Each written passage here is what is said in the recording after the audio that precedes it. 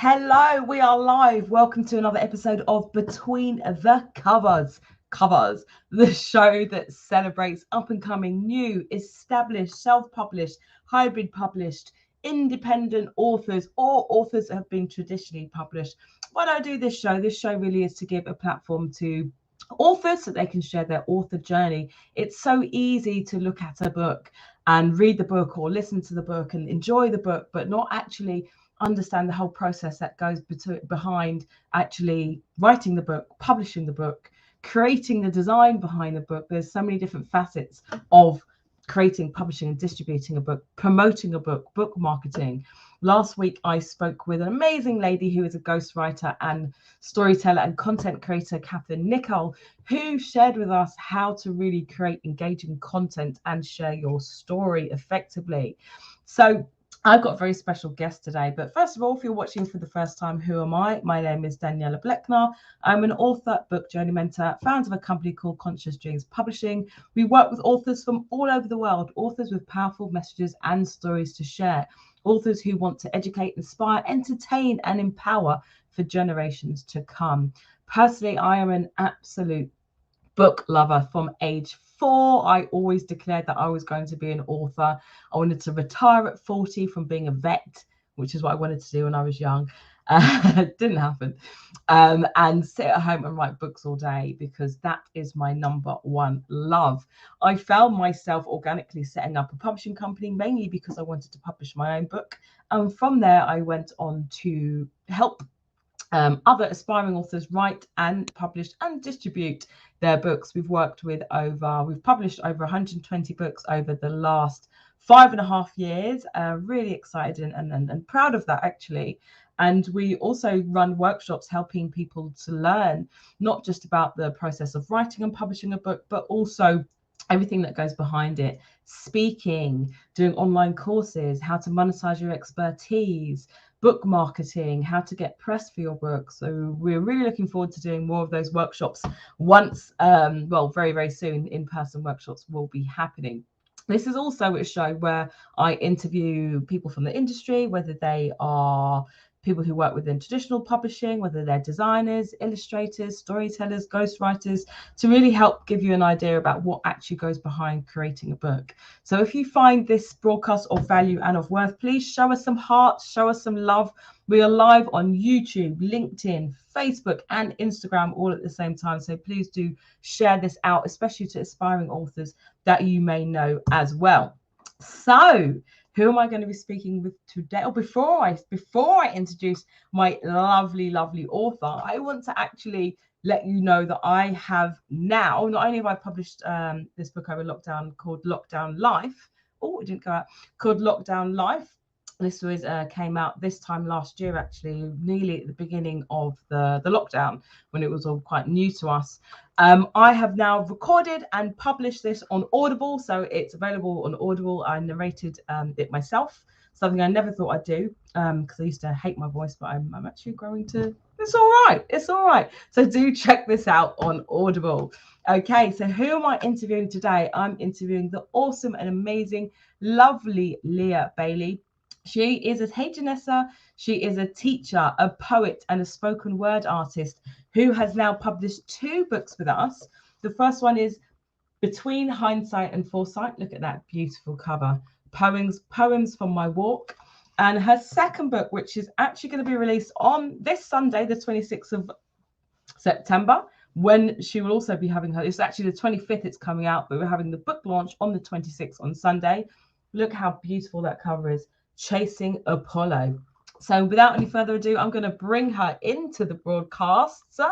And if you have any questions, this is a very interactive show, so feel free to ask your questions, get involved. If you have any questions about publishing a book, writing a book, any questions for my guest, please do. And as I said, please do share this out as well. Okay, bringing on Leah. Yes, you came on Instagram and Facebook all at the same time. How are you doing, Leah? I'm good. Like my 2 screens were out of sync and I was worried. Oh no, you're here. This is good. If you're watching, please let us know if the sound is okay. It's really important that you can hear us properly and you are getting a good experience. So Leah, you have now published 2 books with us. How does it feel to be the author of these 2 books? Look how beautiful they are. It feels a little unreal, actually, if I'm honest. I think that whole imposter syndrome thing is always going to be a thing for me. Because I've wanted to be published for so long, and it took me a very, very long time to complete the first book to a point where I was confident enough to approach a publisher. And I guess that was fate, since, you know, obviously when I was 14, I didn't know you. So, you know, that was probably better that it took me quite a long time to get to that first book. But of course, once I got to the first book, I couldn't wait for the second one. So you mentioned 14. Is that when you first wanted to publish a book? Is that when the dream started? I've been writing poetry since I was 14. So it was, I've always been interested in reading, always been interested in stories and writing, and always felt the need to express myself. And I guess I did write poetry with the intention of someday publishing. And I have some fiction that I've been working on that I do intend to publish at some point. But like when you're 14 and you're like, oh, I want to publish a book someday, it's kind of like that's a future thing. And you know, there are lots of steps that have to come in between. And then life happens and stuff wanders off the path, and eventually you get back to yourself. You get back to, okay, well, I think I'm almost ready. I think I should do it now. So that's what happened. So what was that kind of defining moment for you where you realized, right, I am ready to publish a book, and I want to publish a book, and I'm ready to publish a book? Because I guess those 2 things are different, aren't they? Yeah. I guess I had started writing. I kind of wrote off and on from the time I was 14 until kind of all the way through high school, all the way through university, all the way when I moved over to England and postgraduate. And writing was always a passion. It was always something that helped me and made me feel better. And when I shared my poems with people, they said to me, oh, you know, I feel the same way. I've felt that before. And I think it was finally a year before or about 6 months before I contacted you, that it was just like, okay, I have to stop talking about it and do it. And I started combing through all of the material I had and putting together a manuscript and deciding which ones were good enough, which ones had to be edited and changed and updated and made more mature or rearranged or whatever, be a bit more technical, and decide that these are the poems that are going to be in it. And then I had several friends that I begged and pleaded to be test readers for me and to give me their opinions and help me decide on the order of things. And then when I finally was ready to contact you, that takes us up to about December, early January of 2019. Yeah. December 2019, January 2020. Yeah. Okay, fantastic. So you I mean, Leah's a teacher like myself, an English teacher. So in a way, I've never met an English teacher that doesn't have an element of perfectionism. So I understand sometimes it can be quite crippling. You know, am I ready? Have I edited everything the way that I should? Is this perfect? Is this the way I want this to be? How was that process for you in terms of deciding what you felt was publishable and what you wanted to keep in, what you wanted to edit out? Sorry. Well, I mean, I think that more crippling than is it perfect, is it technical, is it correct, was more crippling was, is this valuable? Yeah. Is it something that I should put out there? Is it a good enough poem to be in a book on a shelf somewhere for anybody? And that whole, like I said before, that imposter syndrome, that kind of like, who am I to publish anything? You know, I admire, as an English teacher, I read constantly. I have 2 like 6-foot bookcases here. You know, I love to read, and I love poetry. I love stories and characters. And it's one of those things, is like, what gives me in some sense, as an English teacher, it's practice what you preach, telling the students, you should write and you have a voice and your voice matters, and you should put your voice out there because, it's meaningful. And then at the same time, that same kind of crippling, well, is my stuff, is my poetry, is my writing good enough that people are going to want to read it? Yeah. And, eventually it kind of builds up to a point where enough people have said, yes, they like my poems. Yes, they think that I should do this, just kind of that external validation. And then that internal determination.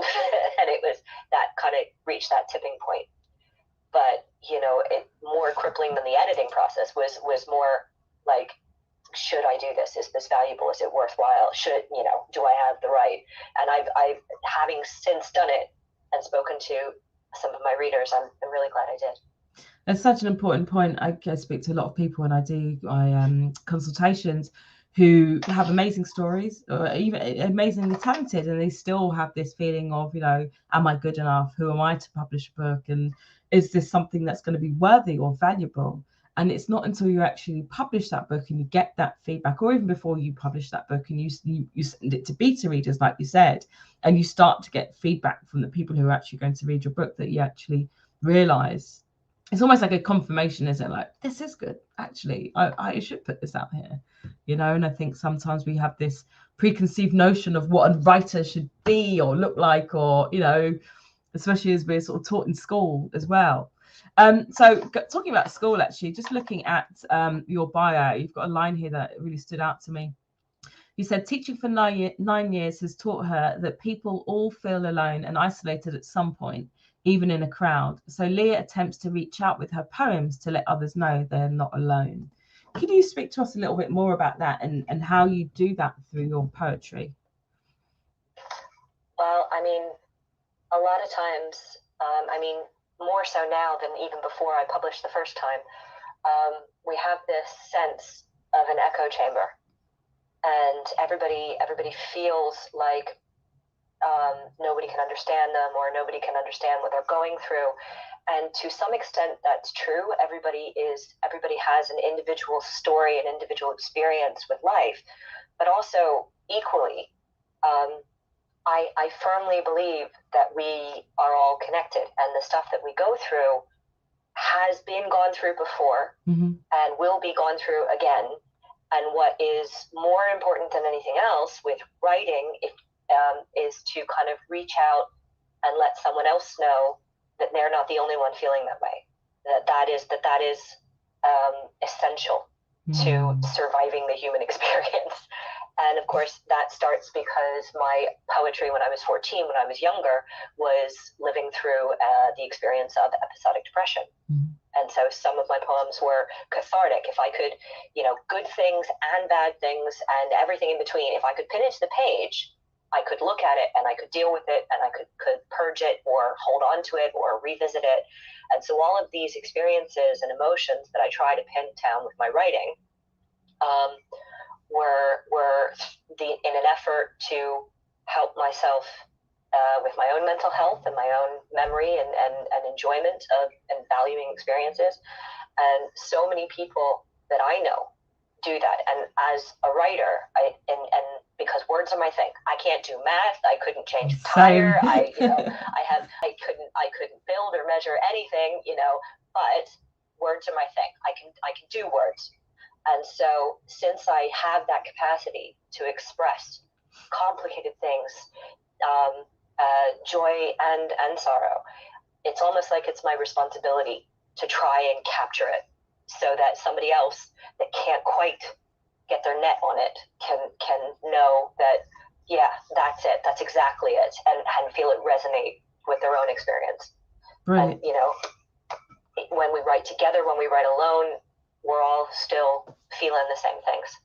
Brilliant. I totally resonate with what you're saying, because I started off writing short stories when I was young, but I did write poetry a lot, but I really, really wrote a lot of poetry in my teens, and it was a way of surviving difficult times, and a way of being able to express myself in a way that perhaps I wouldn't be able to do verbally, and also sort of create resolutions within my own mind about some of the things I'm experiencing within this human experience, like you say.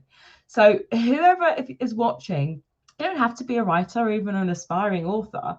Do you resonate with the idea of perhaps some of you journal, perhaps some of you just write your thoughts down. Is this something that you do, and how does it help you if you do so? Because I do believe it's a very cathartic exercise, and also a way, like you say, to connect with other people. There's so many people going through things in the world, and they're feeling like they're going through it alone, and to read something that they connect with and they can resonate with, and maybe helps to give a voice to what they're experiencing, I think is it's a powerful thing to do, I think. So salutes to you. One of the poems in the first book, called Broken Mask. Yeah, one of the poems there was actually something that kind of started me resolving that issue, or kind of like being able to define why I want to write. Broken Mask was an assignment in my year 13. So my 12th grade, year 13, Broken Mask was an assignment from my rather brilliant English teacher, who we were doing a poetry anthology called Spoon River Anthology, which is Voices from the Grave. Somebody had gone to a graveyard, taken all the names and inscriptions, and gave them voices, gave them a monologue. Oh, wow. And he asked us to write. He asked us to write our own.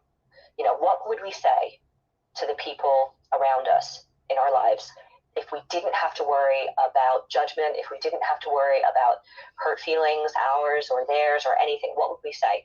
And invariably, every teenager in this class wrote some variation of that, feeling like no one understands us, and feeling like we're lost, and feeling like we hide behind masks, and all of that. And Broken Mask is a poem that is almost exactly as it was when I wrote it when I was a teenager. And every person I've talked to about it has said that is the thing. That is what I experienced. And so that's where it all comes from, is this idea that we are connected. That's powerful. That's a really powerful exercise. Is that something you've done with the kids at all yourself? Not at my present school, but I have done projects where it's identity poetry, trying to get them to think about what makes you different than the person next to you. Who are you? To reflect on it past your name, past your son of this or daughter of that or friend of this or this age, this, like who are you as part of your identity? So I've done those kinds of projects before.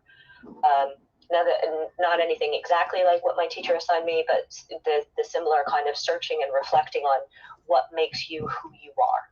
Because I think we all need to know that. So writing the poem tends to help figure that out sometimes. Fabulous. Thank you.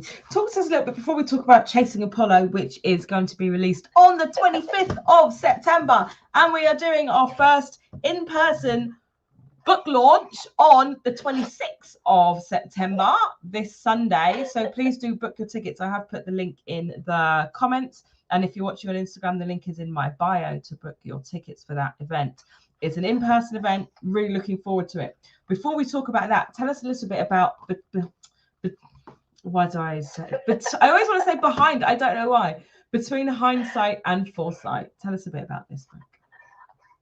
Okay, so that is the original manuscript. That is the original book, which is kind of a best of my poetry from the time I was 14 until all the way up until maybe I think I stopped including poems somewhere in the summer of 2019. So as a poetry book, it spans a couple of decades. We'll just leave it at that. Couple of decades worth of writing and reflecting and emotions and experiences. And you'll find everything in there from very childish, very teenager-like rants about stupid boys to the longest poem I'd written at that point that just takes you through visually my home in coordinates of home, to the ones. There are 10 poems in the original collection that I wrote in a bar in Wimbledon where we're having the launch, and just all that kind of wide-ranging thing. And I know you mentioned the cover.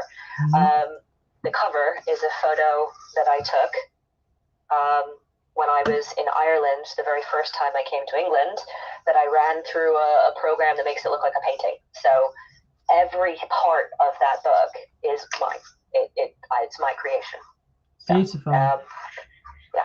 And one of my favorite poems. One of my favourite poems in there is Two Artists in a Bar, which links very nicely to where your book launch is going to be. The reason I love that poem is because you speak about, being an artist in a bar by yourself and, getting your inspiration there and writing. And I could really resonate with that because so much of my writing has been done, first of all, obviously alone by myself. I can't really sit around in a group and write. It's not really a group activity, writing, for me anyway. But I used to, in my 20s especially, I used to love going to pubs and bars and just random places, people watching, and my inspiration, I would just write. And I read that, I was like, I can relate to that. But also it's a sense that, you're by yourself, but you're also at the same time surrounded by so many people. Can you talk to us a little bit about that poem and your inspirational message behind it? And can you share it with us as well, please? I can. I'm planning on sharing it at the launch too. But one of the reasons why I'm sharing it at the launch is because the other artist will actually, in fact, be there. The piano player. Ooh. So the thing about Artist in the Bar is that I go there. It's my writing time.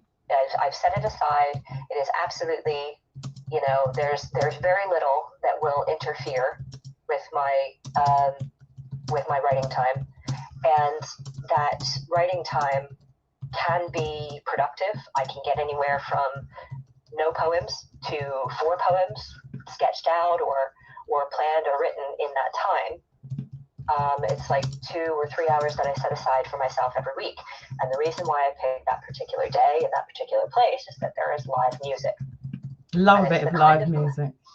Yeah, and this piano player is very, very skilled. And there's just something about the atmosphere there. It's not too loud, but it's also not too quiet. And it's very kind of creative, and he reads the crowd very well, and I was stuck. So Artists in a Bar is because I had a writer's block. I wanted to write something, and there was this little itty-bitty thing of an idea right there on the edge. And then Artists in the Bar is about breaking through that writer's block and being inspired by the other artist in the bar, catching everybody up in the moment. Yeah. So I will share Artists in a Bar. Let's hear it. I have this place I go to write. Quiet or crazy, it's a good place. Staff who know I'm a regular, decent food, decent drinks, enough to blow through the writer's blocks. A new musician begins. I'm used to the other. Good tunes, knows his stuff, sweet voice, good guitar. I guess I wasn't paying attention. Then the first notes hit. And now a smile spreads, unbidden and unstoppable, across my face. I recognize the intro. Everyone singing along is a decade too young. So is the piano player, but as he catches my eye across the bar, sees that recognition, knows I know the tune, I suddenly don't care. What's a decade anyway? Exactly. In that moment of recognition, 2 artists in a bar. I throw my head back and laugh. Another regular beats me to the punch of buying him a drink. Maybe later if he wants one. The conspiracy continues as I recognize intro after intro, singing along and smiling appreciation. I'm still searching, trying to nail down my idea. Then it hits me. 2 artists in a bar. Eyes meet, the first few notes, and now a smile spreads, unbidden and unstoppable. Love that. What I love about that is it's so simple. Sometimes we're, searching for inspiration here and there, and we think it's going to be something really complicated, and it could just be the smallest thing, like you say, what's going on in that present moment. 2 artists in a bar connected through your art. I think it's beautiful, and I resonate with this sense of just enjoying being by yourself as well.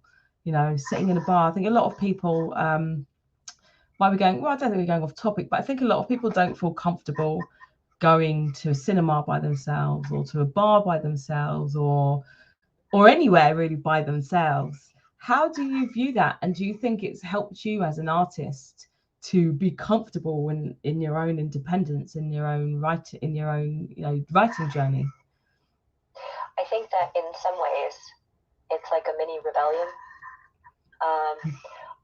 I have been living on my own for a long time, about 10 years now. And, you know, I want to go out and be amongst people so that I have the opportunity to meet people, you know, the real way, in the real world, as opposed to dating apps, etc. Yeah. But also equally, I don't want to be that like sad woman sitting alone at the table by myself. And so I started this habit of bringing my notebook with me when I would go out on my regular night. And okay, maybe it looked like I was busy, so people wouldn't come over to me.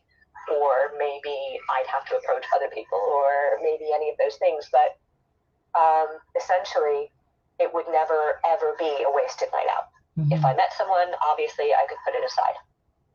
If all I did was sit and listen to music and do some writing, then that was fine. But it was a way to go out and put myself out there and have a conversation piece, because, you know, obviously some people, the curiosity is, well, what are you doing?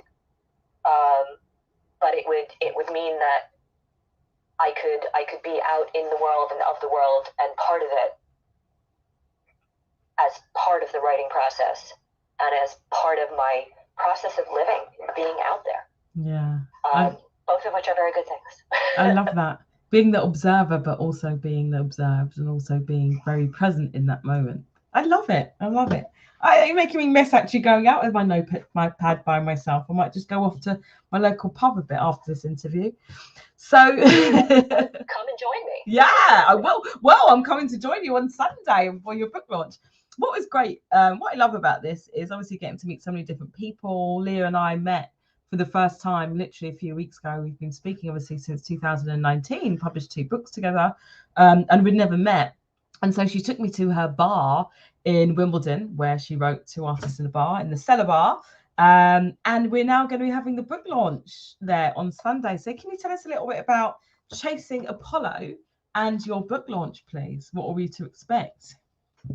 Okay, well, Chasing Apollo comes from a couple of different things. I had been trying to go to Rome for years, decades, it feels like. I have been trying to go to Rome, and something always got in the way, whether it was finances or moving house or planes or pandemics or whatever.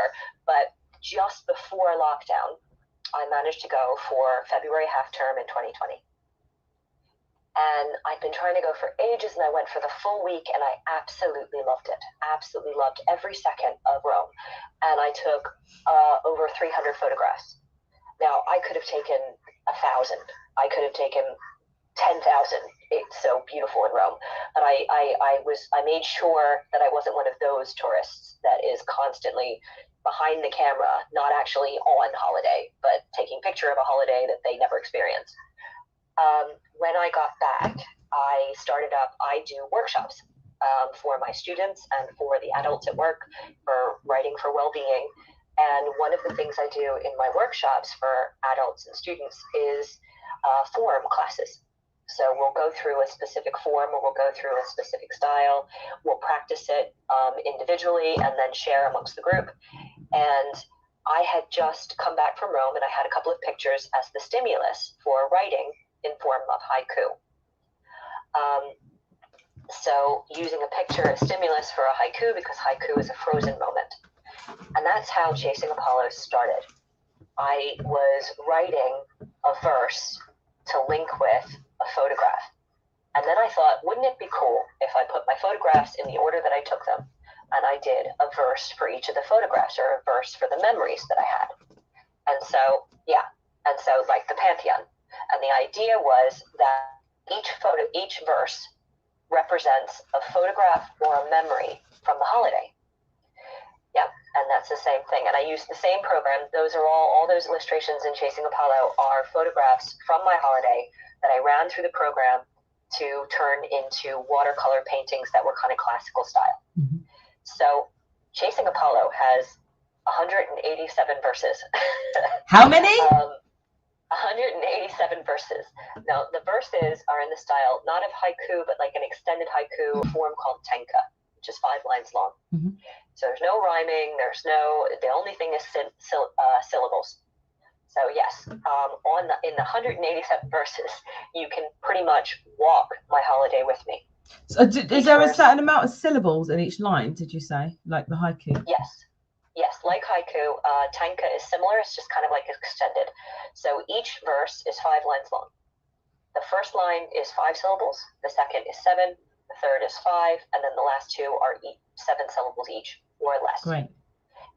So it's like all the way through 187 verses, 5 lines each verse. Wow. Set syllables, but they're supposed to freeze and reduce down the photograph or the moment to its exact emotional core or visual core, and it should feel like you are with me on my holiday as you read through the verses.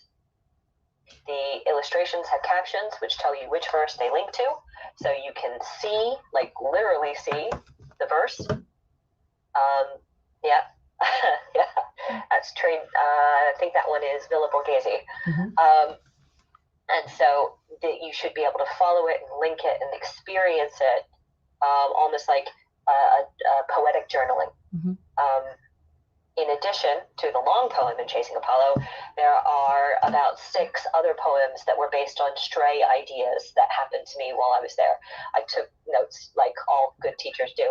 I took notes of ideas that popped into my head while I was there, particularly when I got lost and ended up in a park that was made from the ruins of Nero's villa, where, Nero is this famous decadent Roman emperor that they tried to wipe from history, and now there are children playing amongst his palace ruins, which I find ironic. Contrast. Yeah, a little bit. So that is where Chasing Apollo came from, and so I wrote it using the pictures as my guide, and when there aren't pictures, there are still memories, so it should feel like you're on holiday with me, walking in ancient Rome. Have you ever thought about teaching your poems in school? Because it's a lot that you can talk about: form, structure.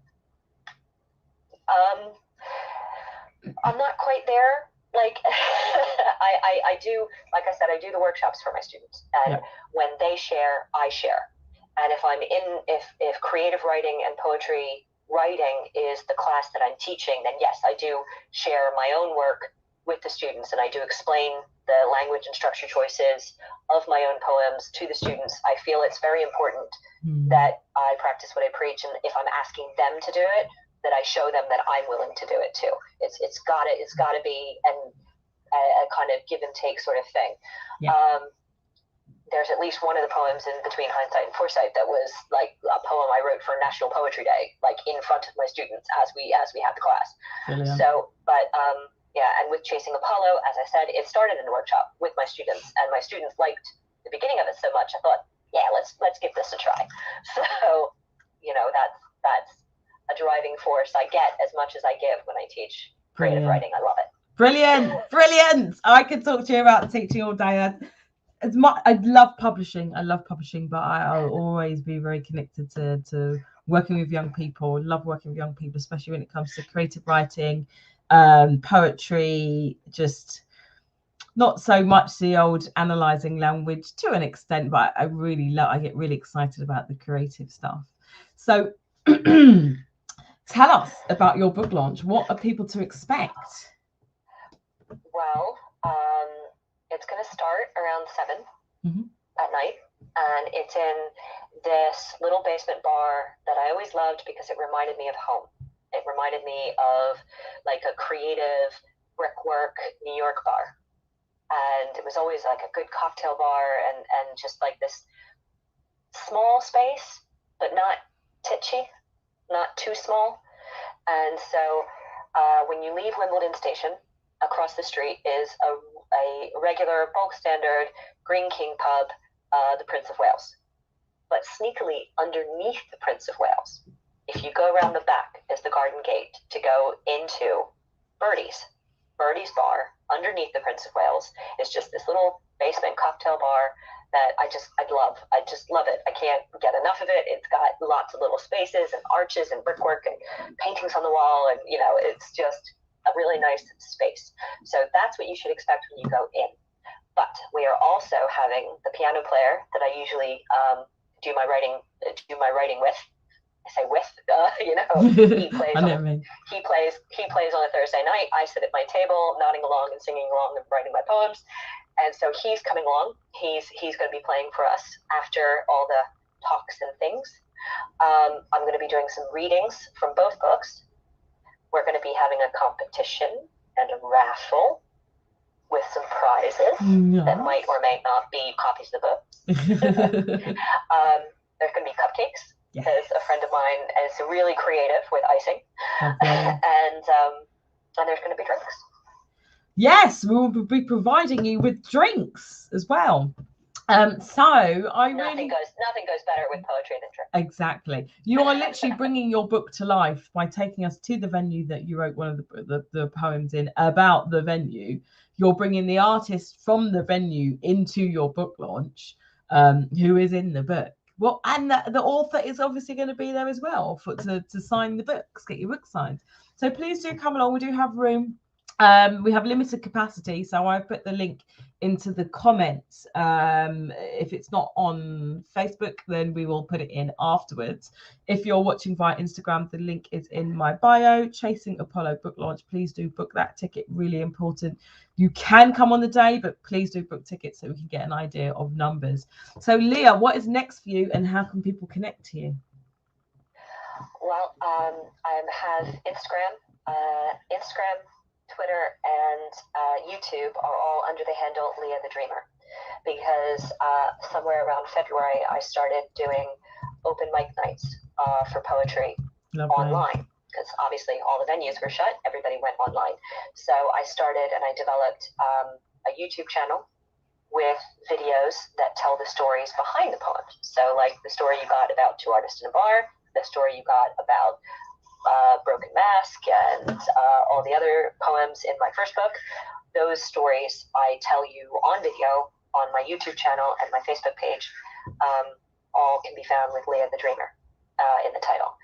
I answer messages from my Instagram and my Facebook page, so I'm happy to answer questions about the book or comments about the book. And so that is probably the best way to get in touch with me about my work. Additionally, as you said, teaching. Furthermore, videos. Yes, I have some videos on the YouTube channel that are about inspiration and about how you use different types of stimulus for inspiration, how you use different forms, how you use, and looking at some classic poems, talking you through, just like any teacher would do, talking you through some classic poems and what the writer has done and how I interpret it when I read it. And how you might look at poems of people that you admire. So there's writing tips and stimulus and readings of famous poets, as well as telling you the gossip, telling you the behind the scenes poems of my first book. Awesome. Well, thank you so much, Leah. It has been lovely speaking to you as always, and I'm looking forward to seeing you again on Sunday and having a drink in the bar, and obviously hosting your book launch before the drinks. So please do, if you are watching and you find this of worth and value, please do tap the screen, show us some love, share this out, share this with people who who are maybe thinking about publishing a book. Maybe they're an aspiring author, maybe they're a poet, maybe you want to come along to the book launch, maybe they want to come along to the book launch. Please do share this out, share the love. It's been amazing speaking with you, Leah. Thank you everybody for watching. My name is Daniella Bleckner, speaking with the awesome and amazing Leah Bailey. Hey, all right. Have a lovely evening, everyone. Bye. Bye.